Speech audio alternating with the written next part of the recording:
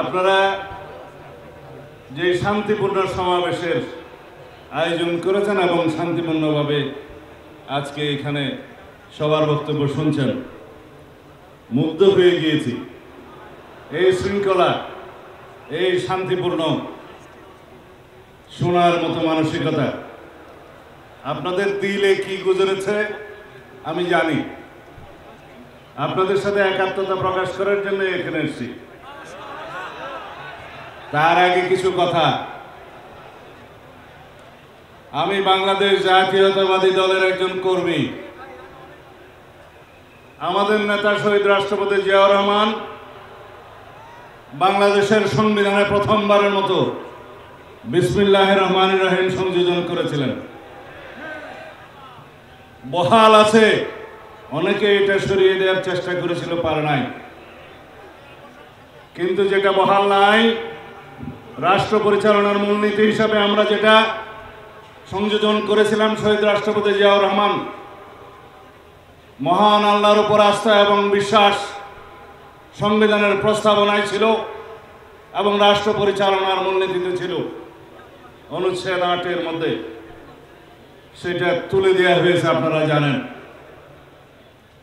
আপনারা কি চান সেটা আমরা পুনর্বহাল করি?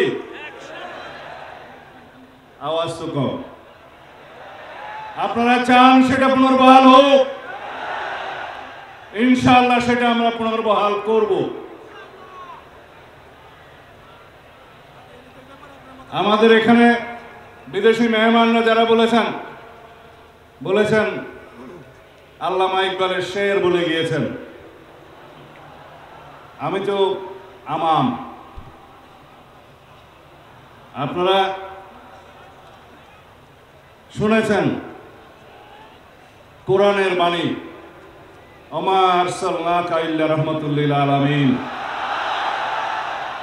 রাসূলুল্লাহ সাল্লাল্লাহু আলাইহি ওয়াসাল্লামকে সারা বিশ্ব ব্রহ্মাণ্ডের রহমত রূপে রব্বুল আলামিন প্রেরণ করেছেন। আমরা মুসলমান, আমরা লা ইলাহা ইল্লাল্লাহ মুহাম্মাদুর রাসূলুল্লাহকে বিশ্বাস করি। রাসূলুল্লাহ সাল্লাল্লাহু আলাইহি ওয়াসাল্লাম বলে গিয়েছেন, আমি আখেরি নবী, আমার পরে কোনো রসুল আসবে না, কোনো নবী আসবে না। যদি কেউ এর পরে কেউ দাবি করে থাকেন, নিজেকে নবী ঘোষণা করে থাকেন, তাহলে তিনি রাসূলুল্লাহ সাল্লাল্লাহু আলাইহি ওয়াসাল্লামের এই বাণীর মধ্যে নাই। আল্লামা ইকবাল বলছেন, কি মোহাম্মদ সিফা হাম তেরা হে। আল্লাহ রাব্বুল আলামিন বলছে, আমি তোমার। শিয়া বাটার ও ভিটামিন ই সমৃদ্ধ লিলি বিউটি সোপ, তারুণ্যময় উজ্জ্বল ত্বকের জন্য। রিমার্ক, ये दुनिया चीज है क्या, लोहो कलम तेरा है। আল্লাহ রাব্বুল আলামিনের জবান দিয়ে এই শের বলছে।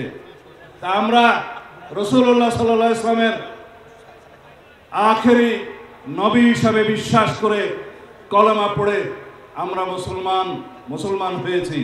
বাংলাদেশের মানুষ হিসেবে আমরা এই দেশের নাগরিক হিসেবে বাংলাদেশি পরিচয়ে বিশ্বাস করি। কিন্তু সারা পৃথিবীতে সমস্ত মুসলমান কৌম मिल्लत इस्लामिया मजहब से, कौम मजहब से, मजहब जो नहीं तुम भी नहीं, जज्बाए बाहम नहीं, महफिले अंजुमान में नहीं। এই হচ্ছে আমাদের শেষ বক্তব্য আল্লামা ইকবালের ভাষায়।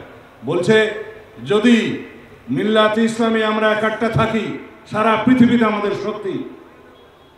আমরা এই কওম হিসাবে, মুসলমান হিসাবে পৃথিবীতে বিভক্তির কারণে আজকে প্যালেস্টাইন আমাদেরকে হত্যা করছে, গাজাতে নির্মম হত্যাযজ্ঞ চলছে, সারা পৃথিবীর বিভিন্ন জায়গায় আমাদের রোহিঙ্গা ভাইদেরকে হত্যাযজ্ঞে শিকার হতে হচ্ছে শুধু আমাদের দুর্বলতার কারণে।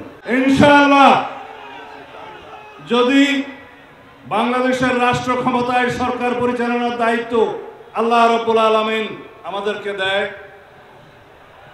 এদেশের জনগণ যদি আমাদেরকে মহব্বত করে দায়িত্ব দেয়, যদি আপনারা সবাই সহযোগিতা করেন, মঞ্চে উপবিষ্ট যারা রাজনৈতিক নেতৃবৃন্দ, পীরে কামেল হযরত উলামায়ে কেরাম, আমাদের দেশের বুজুর্গানে দিন যারা আমাদেরকে পরিচালিত করেন, সবাই যদি আপনারা সহযোগিতা করেন, একসাথে থাকেন, তাহলে আপনাদের এখানে আজকে যে সমস্ত দাবি দেওয়া আছে,